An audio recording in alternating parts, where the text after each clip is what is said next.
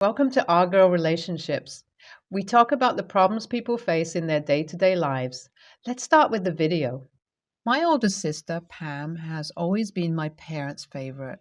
I mean, I would be lying if I didn't accept that she was quite literally perfect. She was good at academics, she was good at art, good at sports, great at cheerleading, cooking, etc. It's like you just had to name it, and she had it in her. I was proud of her because, with everything she had achieved, she really deserved to be the favorite among the siblings. The siblings consisted of Pam, me, Ava, and Josh. Chronologically, and like I said, Pam was the favorite, the apple of everyone's eye. The craze was so much that even some of my relatives preferred her over their own children sometimes. Even though we all understood why this all happened, being kids, we all always had some sort of pent up resentment towards her and our families. We wouldn't blame Pam for being good and talented, but we'd have resentment towards her over the fact that she would quite literally either ignore our existence or treat us like third class citizens when she was around us. This behavior of hers was encouraged by our parents and the rest of the family too, because apparently they wanted to keep her as far away as they possibly could from spoilt kids like us, even when we were just normal school going kids living normal lives. This continued all through our elementary years and high school. Even when most of us became popular and good at things ourselves, our achievements were never considered enough by our parents. Now, as children, we could turn a blind eye to this, but as teens in high school, most of us started planning our escape because we were quite literally fed up with being treated horribly and outright like lower class people for absolutely no reason. So, when college came around, me, my siblings, and my cousins began leaving their houses for college and started going into low contact with their families, one after the other. As for Pam, on the other hand, her downfall sort of started to come as she began struggling tremendously in college. This wasn't even because her course is difficult. It was due to her inability to work hard and her stern belief that being as beautiful and talented as she is, everything should be served to her on a silver platter. We all know how this attitude goes in college.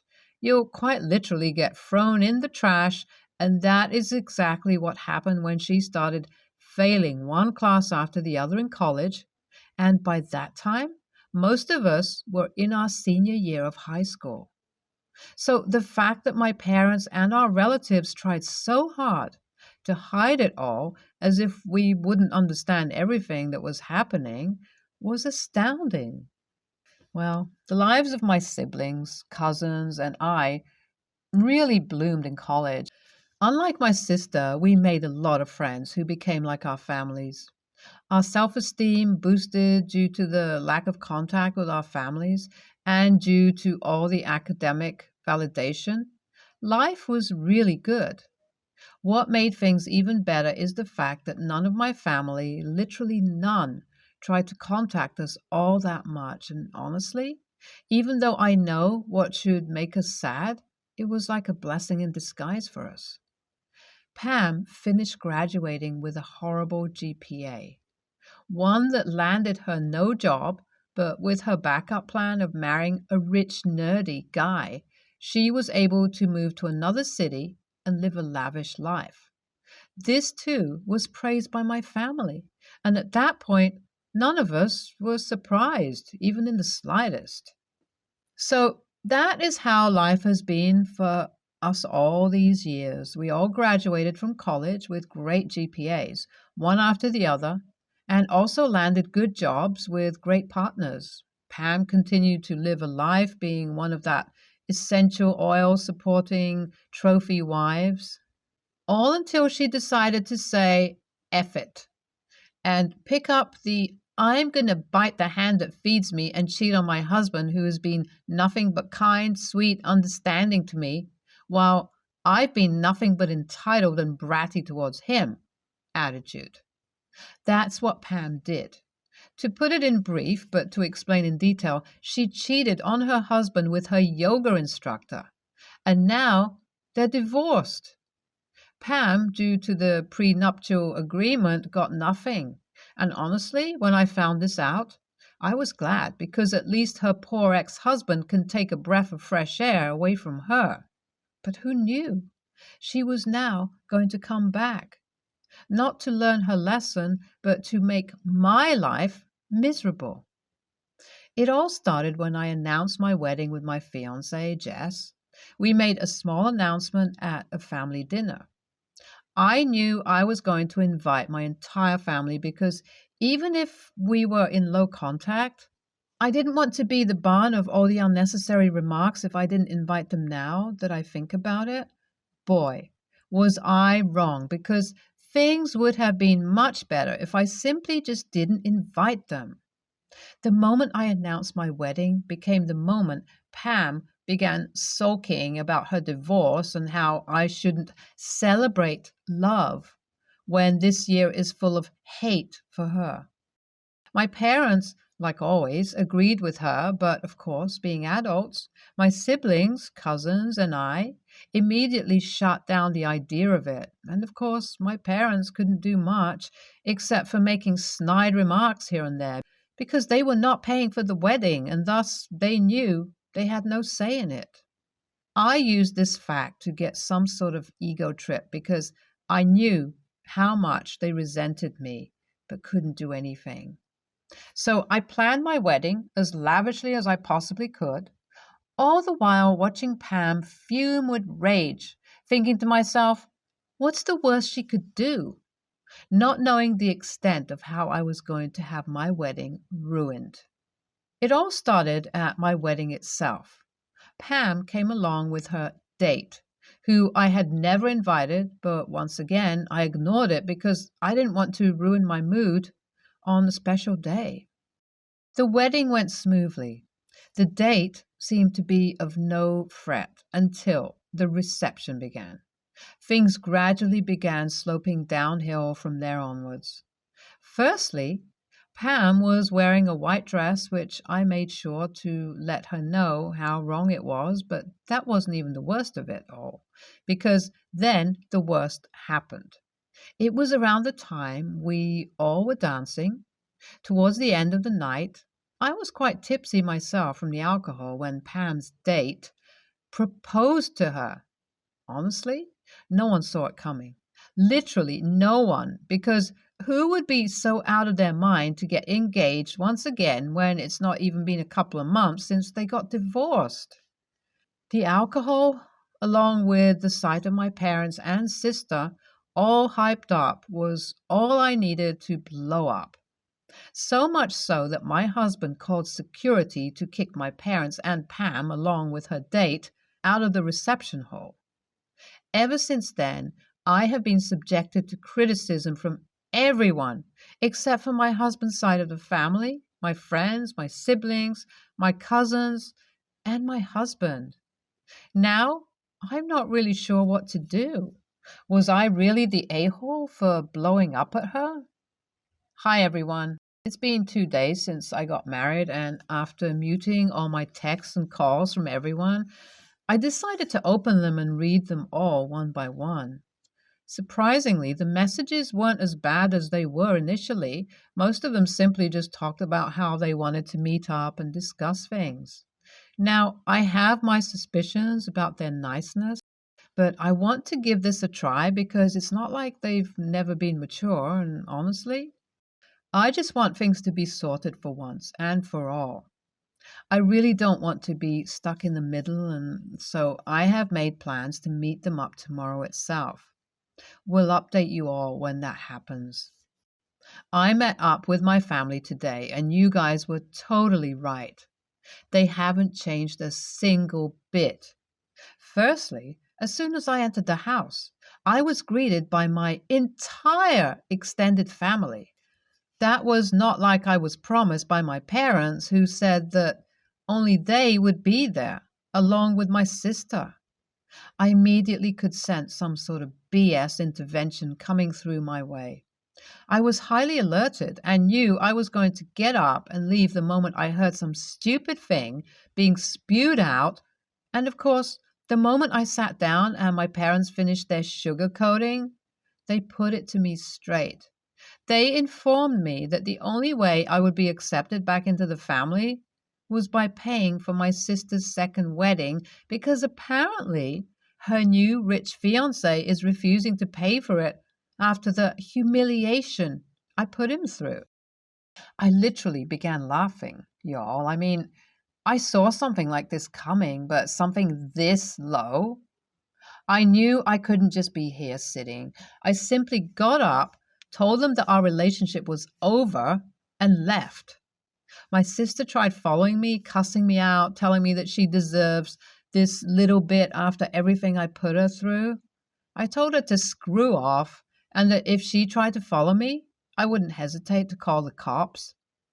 I guess that seemed to have shut her up, but of course, the text messages haven't stopped coming. I know I still have a lot to deal with, but for now, I'm just going to take a long nap and let myself process everything. I will be posting a final update eventually. It's finally happened. I, along with my siblings and cousins, finally decided to completely cut contact with our families. It was a tough decision to make because, regardless of how much we hate them, I'll never be able to deny the fact that we did have a sense of attachment with them. Our parents haven't stopped trying to contact us ever since, and from what I have gathered, the rich fiance that Pam claimed to be with turned out to be a married man with absolutely no money. He was simply seeking to scam Pam for the house our parents got her. Honestly, I was not surprised a single bit because the dude looked nothing more than a compulsive liar. In all honesty, I feel no sense of empathy for her, as all of this is something she brought upon herself.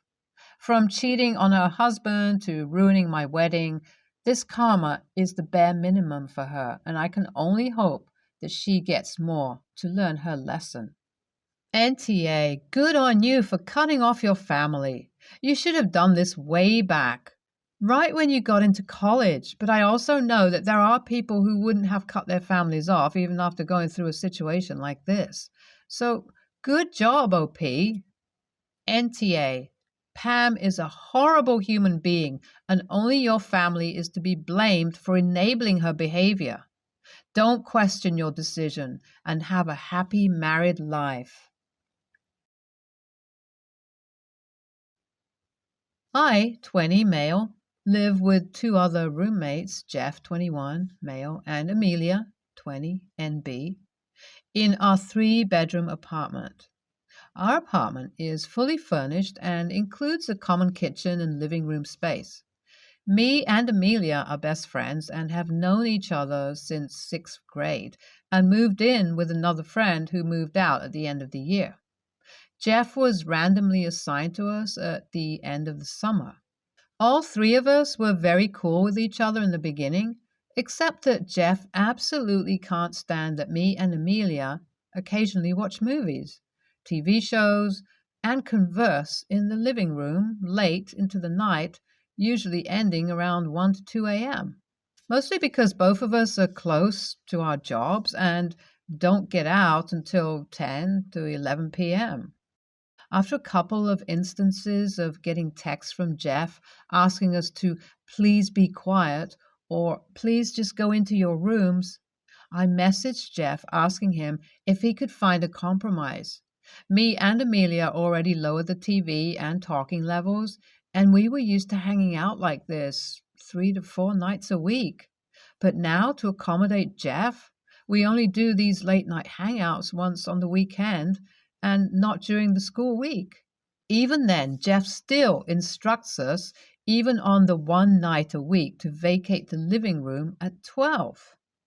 Jeff stated that we are violating his rights as a tenant to peaceful and quiet sleep, and that he has morning classes and opens at his job, and that he will not accept anything less than adherence to a strict ban on the living room after 12 midnight. I responded and told him that he is violating our rights as tenants to freely roam around common spaces we all pay for. I told him especially that we are not violating anything in our lease agreement or noise policy, and that he will simply have to suck it up. He is now threatening us with official complaints through the leasing office and says we may get fined if we do not adhere to his proposed ban. AITA for telling him to deal with it and possibly violating his rights to sleep, or TTA for not willing to compromise and possibly violating our rights to exist in the common spaces? Jeff actually did go ahead and file a complaint with the leasing office. However, he apologized and said that was the wrong way to handle things, especially because we hadn't talked about it in person. We all sat down and he ended up apologizing for wanting to enforce a ban on the living room, saying it was wrong. We ended up coming to the conclusion that this was clearly a lack of communication on his part, and that in the future he will do better about updating us about his work and school schedule, letting us know when he won't be there overnight, and finally establishing what days were cool for him and what days weren't.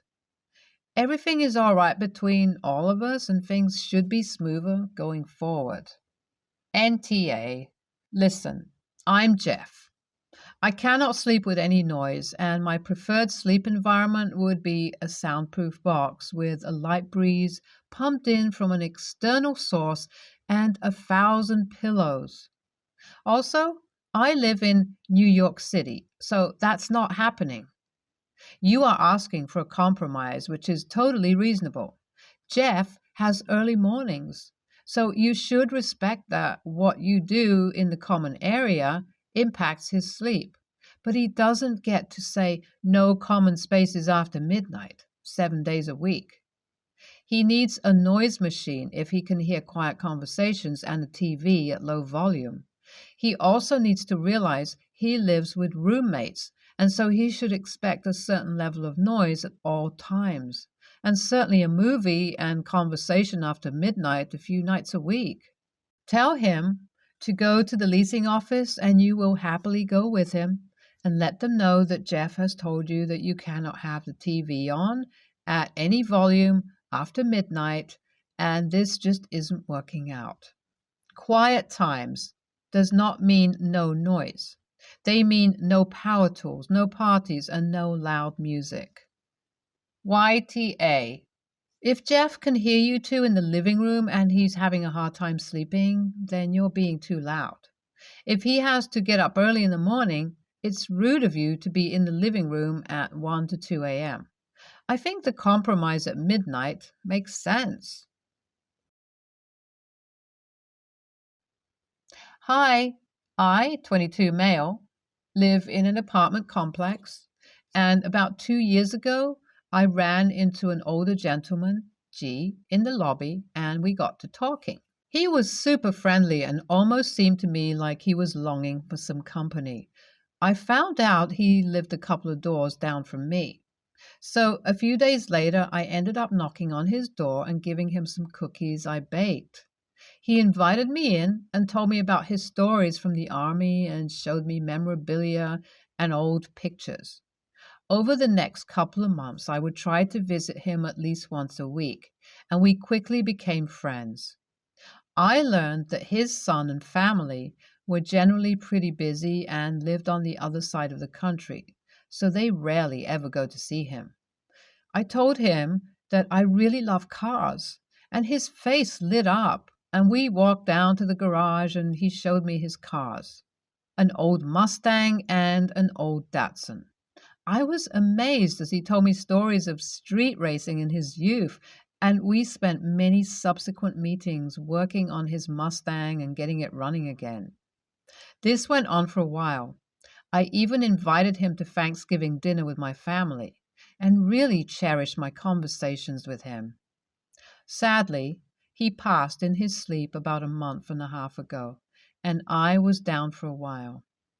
Then I get contacted by an attorney who tells me that G had left both of his cars to me in his will. For the record, he had never mentioned or even hinted this to me at all. I was ecstatic because I would have some beautiful cars to make his memory live on, something I could always remember him by. Recently, his son, who never visited him once in the 2 years I knew him, who was in the area for the funeral, confronted me and basically said that I was stealing from their family, and those cars are rightfully his, and that he had to pay G's bills for the last month so that the will could actually come in effect. I explained my history and friendship with G, and he basically said that I must have been manipulating his father and made him write that in his will, which is crazy. But I understand that he is grieving as well, so I just didn't engage. These cars really mean a lot to me, but I do sympathize with his son. I was considering maybe keeping the Mustang and giving the Datsun to his son as a show of good faith, but I'm not sure what the right thing to do here is. Also, the son and his family received all his other items and whatever assets he had. WIBTA for keeping both cars? NTA, relationships are complicated, but if the dad wanted the cars to go to his son, he would have left them to him. He left them to you, probably because he thought you'd value them more. Maybe if the son had spent more time with him, he would have left the cars to his son. NTA, I'm pretty sure he must have mentioned to his attorney why he was doing this. Y'all built a relationship and started working on the cars as part of that relationship. He knew you'd remember him by having them to cherish and work on after he was gone. You made his last 2 years more bright and happy as well, since not even his own son or other family spent time with him. You became just that, part of his family.